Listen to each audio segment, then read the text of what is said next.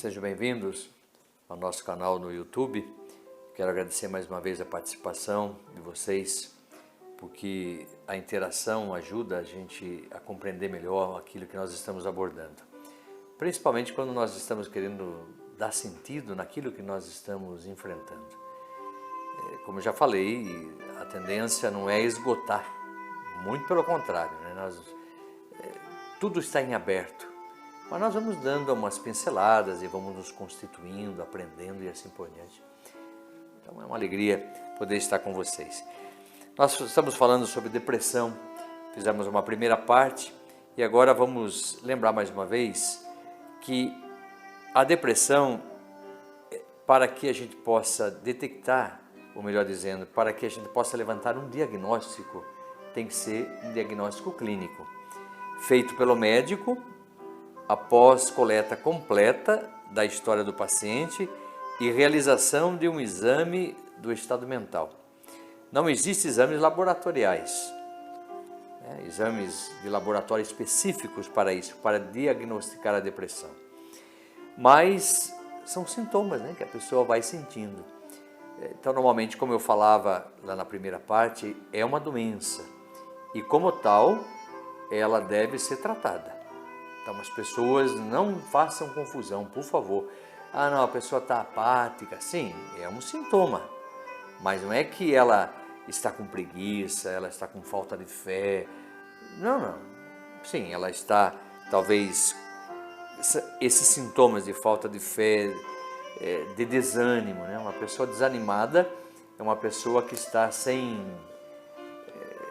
o ânimo da alma, Quer dizer, a própria palavra ânima, alma, está animada, então ela vibra, mas se não tiver, com certeza faz um mal muito grande para essa pessoa. Então por isso que aqui no texto, na literatura, vai dizer justamente isso, que o diagnóstico da depressão, tem que ser feito através da clínica. Lógico que depois se encaminha para um processo terapêutico, porque muitas vezes através da psiquiatria, nós vamos trabalhar com alguns elementos sintomáticos e justamente a questão desses sintomas vão ser trabalhados através do medicamento, mas nós vamos trabalhar mais profundamente, precisamos ir lá naquela causa que está levando a você viver os sintomas e nós não sabemos muitas vezes, principalmente como nós já dissemos também, se a depressão ela é endógena, se ela faz parte da constituição psíquica desse sujeito. Então vamos falar um pouquinho sobre subtipos de depressão. Distimia é um quadro mais leve, mas ao mesmo tempo crônico, quer dizer, ele perdura muito tempo. As alterações estão presentes na maior parte do dia, todos os dias, por no mínimo 2 anos. Se isso permanece, então ela tem esse subtipo. Ela é uma depressão que está sendo leve, mas ela é muito presente na vida desse sujeito. E pode ocorrer oscilações, mas prevalecem as queixas de cansaço e desânimo durante a maior parte do tempo. Vejam bem, olha. Geralmente se mostram como pessoas excessivamente preocupadas, que apresentam um sentimento persistente de preocupação. Lógico, todo mundo vive uma certa preocupação, por isso que eu dizia, mas se aquilo é persistente, se você se preocupa demais, antes de você se ocupar, você já está preocupado, isso é muito triste. Então a pessoa, ela acaba tendo esse sintoma muito forte. Torno a dizer, todo mundo tem uma preocupação, lógico, nós somos neuróticos, e o neurótico ele tem essa dimensão, ele cria algumas situações que já leva ele a ficar alterado diante de algumas situações que ele vai precisar enfrentar. Quem é que não fica assim? Mas se isso é exagerado, então isso é um tanto perigoso. As alterações de apetite, alterações de libido e também alterações psicomotoras elas não são frequentes, vejam bem, mas é comum sintomas como a letargia. O que é a letargia? Talvez esta falta de ânimo, uma pessoa que fica muito depressiva, uma pessoa que fica fechada em si mesmo, não se abre à realidade e assim por diante, né? E a falta de prazer pelas coisas que antes eram prazerosas. Então, voltando um pouquinho, só para deixar bem claro, alterações de apetite, alterações de libido e psicomotoras, elas não são frequentes. Mas o que é mais frequente nessa distimia? É justamente a letargia e, portanto, a falta de prazer em coisas que antigamente você gostava tanto de fazer e que agora você não tem prazer nenhum em fazer mais, né? Na maioria dos casos, se inicia na adolescência ou no princípio da idade adulta. Um outro subtipo é a depressão endógena, já falávamos sobre isso, mas enfim, caracteriza-se pela predominância de sintomas como perda de interesse ou prazer em atividades normalmente agradáveis. Aquilo que é tão agradável, a pessoa perde totalmente o interesse. Piora pela manhã, falta de reatividade de humor, lentidão psicomotora, queixas de esquecimento, perda de apetite importante e perda de peso, muito desânimo e tristeza. Então ela faz parte da constituição psíquica daquele sujeito. Vocês lembram quando nós falávamos, né? A depressão endógena, ela constitui-se no aparelho psíquico, e a depressão exógena, ela está fora do aparelho psíquico, mas ela causa, portanto, efeitos que muitas vezes você vai entrando nesse processo depressivo. Ela não faz parte da constituição desse sujeito, mas ela está interferindo na vida desse sujeito, né? Como às vezes é o caso da perda de alguém, elaboração de luto, tudo isso, né? A pessoa... E não é só perda de alguém, quando a gente se perde algo que você gosta tanto, né? Às vezes você tem uma caneta, por exemplo, que você gostou de alguém, gostou daquela pessoa que te deu e ela tem um sentimento profundo com esse alguém. E se de repente você perde essa caneta que tem um significado, portanto, lógico, você podia levantar e comprar uma caneta nova? Não, mas aquela caneta tinha um significado, né? Ela era um significante, cujo significado era bem maior, se nós usarmos uma linguagem lacaniana. Também vamos pensar num outro tipo, depressão atípica. Apresenta uma inversão dos sintomas, aumento de apetite e ou ganho de peso, né? Se aumenta o apetite, você tem um ganho de peso. Dificuldade para conciliar o sono ou sonolência, sensação de corpo pesado, sensibilidade exagerada à rejeição, responde de forma negativa aos estímulos ambientais. Ela é atípica por esse motivo, né? Porque ela não é aqueles sintomas que nós já mencionávamos, mas ela se manifesta de maneira diferente. Como eu falava, na depressão você pode ter uma falta de apetite, agora essa aqui não. Ela, por ser atípica, ela aumenta o apetite. E ela leva, portanto, a uma situação exagerada de rejeição. Rejeição pelas situações, muitas vezes a pessoa se sente rejeitada e assim por diante. É muito triste isso, né? Quando a pessoa já não tem mais o foco em si mesma. Quando ela está totalmente desfocada, né? Quer dizer, de repente ela está vivendo um equívoco. E o equívoco é um engano que a gente faz. O que é o engano? O engano é um erro da inteligência. De repente você pode pensar que é isso e não é. Então é muito triste também. Outro tipo, depressão sazonal. Caracteriza-se pelo início do outono, do inverno e pela remissão na primavera, sendo incomum no verão. Então, quando começa a surgir a mudança de estação do ano, outono, inverno, né, onde começam a cair as folhas, os dias são mais curtos, e quando chega o inverno, ainda o frio, tem pessoas que ficam deprimidas, né, ficam abaixo da coberta, não gostam até nem de tomar banho às vezes, né, por causa do frio e aquela coisa toda. Tem uma série de situações que nós chamamos de depressão sazonal.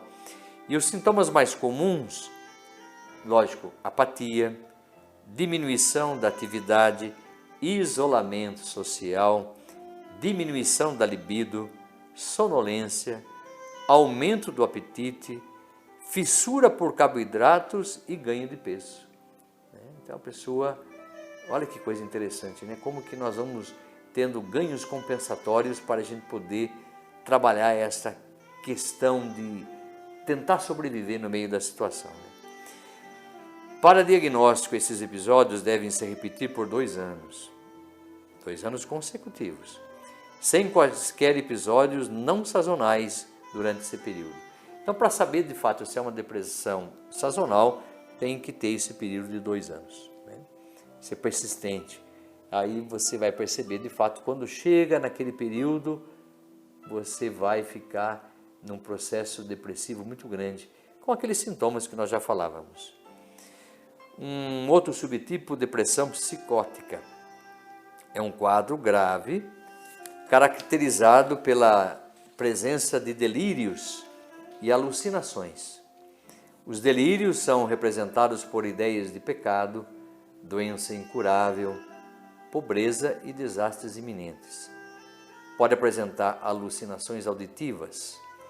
É interessante isso, né? Tem muita gente que às vezes acabam tendo essa ideia do pecado, né? Essa culpa exacerbada. Nós já falávamos que o superego, um superego rígido, tirano, ele acaba não levando a pessoa a se perdoar. A pessoa se cobra o tempo todo e, consequentemente, ela não se perdoa nunca. Isso faz com que você pense numa doença incurável. Eu conheço muita gente que acaba desenvolvendo uma doença um pouco até por motivo da culpa. Digo um pouco, às vezes até por motivo da culpa. E acredita que aquilo é uma punição para os seus erros, pelo seu pecado. Eu acredito que vocês já ouviram alguém narrar para vocês: eu quebrei o pé, quebrei a perna, quebrei o braço, mas eu merecia, eu estou errando muito, não sei o que, sabe? Não, ninguém merece nada disso. Às vezes nós temos um excesso de atividades ou um excesso de confiança, a gente desce a escada sem prestar muita atenção, aquela coisa meio ansiosa, meio afoita, e o excesso acaba às vezes complicando. E aí a gente atribui, parece que a gente tem que ter uma explicação para tudo. Isso é muito perigoso. Tome cuidado, não comece a atribuir certas situações que não são plausíveis. Aí você acaba provocando desastres iminentes, né? Tem pessoas que atribuem a certos desastres da situação que estão logo para acontecer e tudo mais. E às vezes, de fato, é uma falta de atenção. A pessoa liga um pouco no automático, né? Isso é um pouco perigoso. A outra depressão, um outro subtipo, depressão secundária, é caracterizada por síndromes depressivas associadas ou causadas por doenças médicos sistêmicas ou até por medicamentos. Interessante isso, né? Tem pessoa que ela acaba tomando remédio, por exemplo, a fluoxetina. Muitas pessoas tomam para melhorar a depressão. E eu conheço muita gente que precisou parar de tomar fluoxetina porque aumentava mais a depressão, né? O efeito era, ao invés de fazer um efeito bom, fazia um efeito totalmente colateral, quer dizer, totalmente voltada para uma situação que não iria ajudar essa pessoa. E tem outros medicamentos que podem levar a essa situação também. Então, por isso, a gente precisa prestar bem atenção nessa depressão secundária. A depressão bipolar. A maioria dos pacientes bipolares inicia a doença com um episódio depressivo. Enquanto mais precoce o início, maior a chance de que o indivíduo seja bipolar. História familiar de bipolaridade, de depressão maior, de abuso de substância, transtorno de ansiedade, são indícios de uma evolução bipolar, que hoje nós já chamamos um pouquinho de transtorno de humor, né? Porque a pessoa bipolar é aquilo que o Freud chamava antigamente, que é a depressão maníaca, né? A pessoa tinha o transtorno obsessivo no aspecto de que maníaco depressivo. o Freud chamava na sua época. Depois foi passando por outras denominações, mas continua sendo a mesma situação. Quer dizer, a pessoa, quando você fala de maníaco, é que ela está eufórico, ela está alegre, ela sorri, ela faz um tedéu, né? Ela gosta da situação pela qual ela está vivendo e daqui a pouco ela fica depressiva. Então, às vezes ela dorme muito triste e acorda super alegre. Ou às vezes ela dorme super alegre e acorda totalmente depressiva. Então há um transtorno de humor. Como que nós podemos pensar no tratamento? A depressão é uma doença mental de elevada prevalência e é mais associada ao suicídio e tende a ser crônica e recorrente, principalmente quando não é tratada. Então tem muita gente que vai a esse ato do suicídio, né? Como nós já falávamos, o suicídio não é uma tentativa simplesmente só de tirar a vida, não. Ela quer ficar livre daquele problema, porque nós não gostamos de nos sentirmos fora da realidade. Melhor dizendo, a gente não consegue viver com certas situações que nos colocam numa situação de estresse, né? A gente não gosta disso, então a gente quer ficar livre desse problema, lógico. Quem que não quer ficar?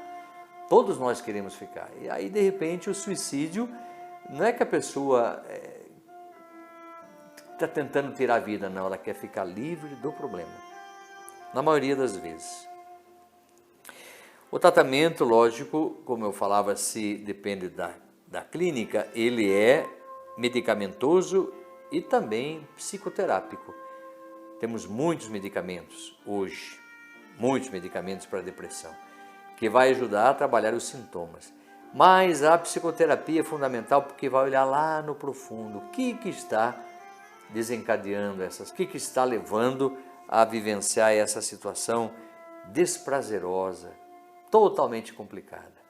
Sabe aquela pessoa que na sua consciência você diz assim, mas eu não quero sentir isso, mas sinto, parece que é mais forte do que ela.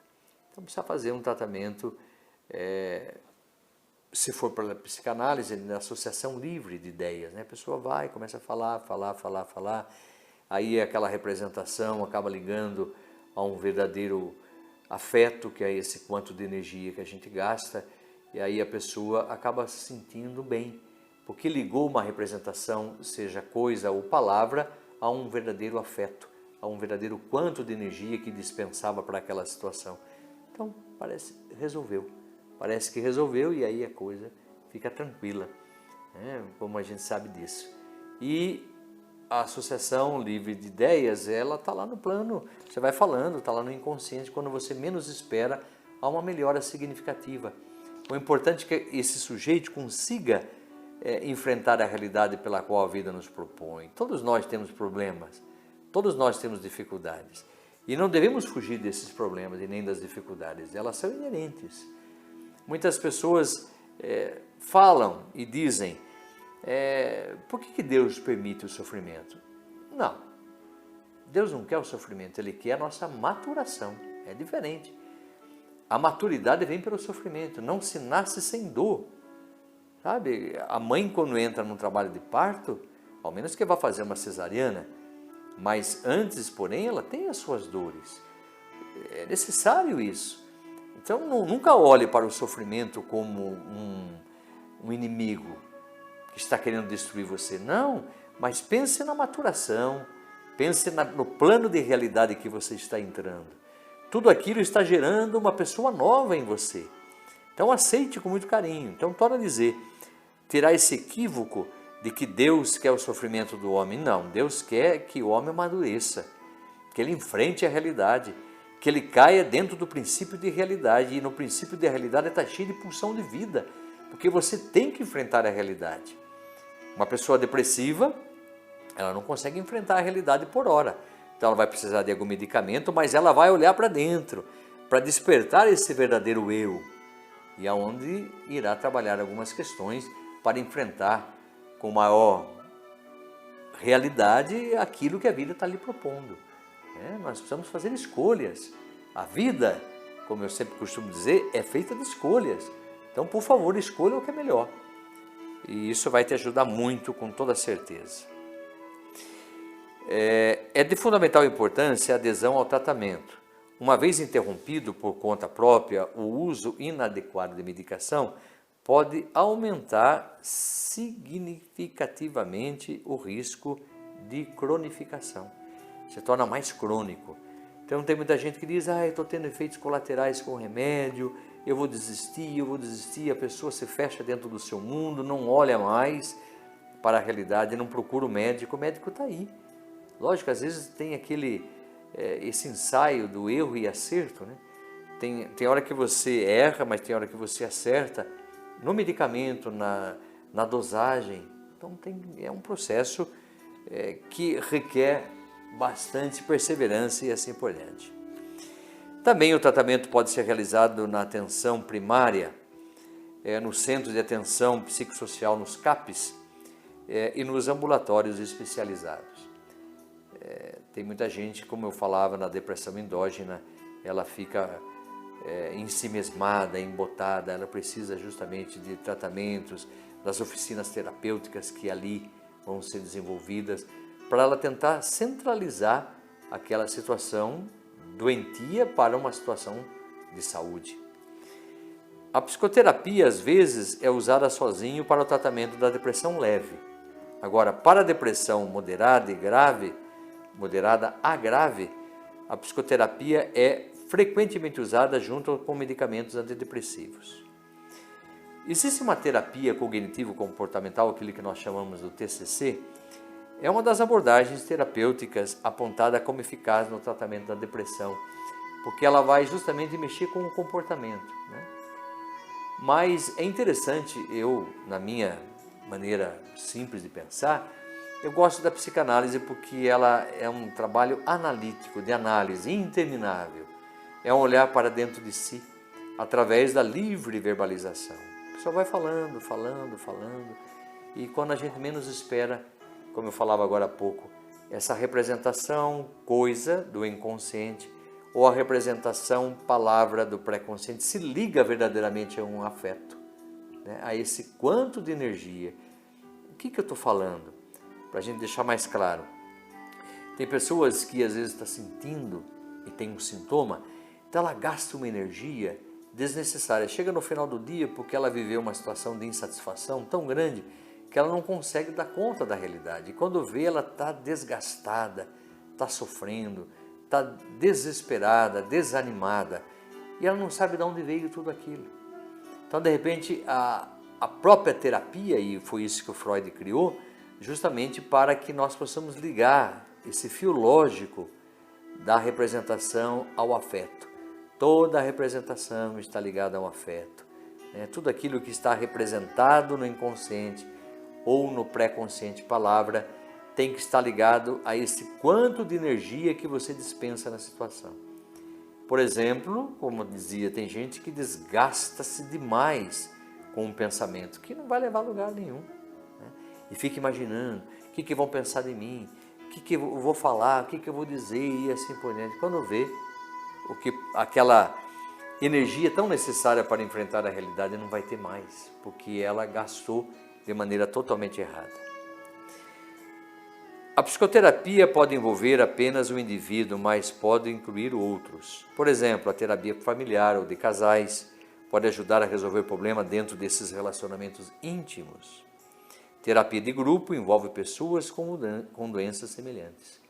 Então a terapia de grupo é muito bom. O Bion, quando criou a terapia de grupo, enfim, fantástico, né? Porque a pessoa pode interagir, né, no meio do seu grupo e ela vai percebendo as mudanças que vão acontecendo. Tem muita gente que não gosta, mas então você pode fazer o apelo individual ou pode fazer então a terapia sistêmica, familiar, né? Você, juntamente com o esposo ou com a esposa, ou os filhos, se é o caso, né, para a situação, e ali trabalhar com muito empenho, com muito carinho isso.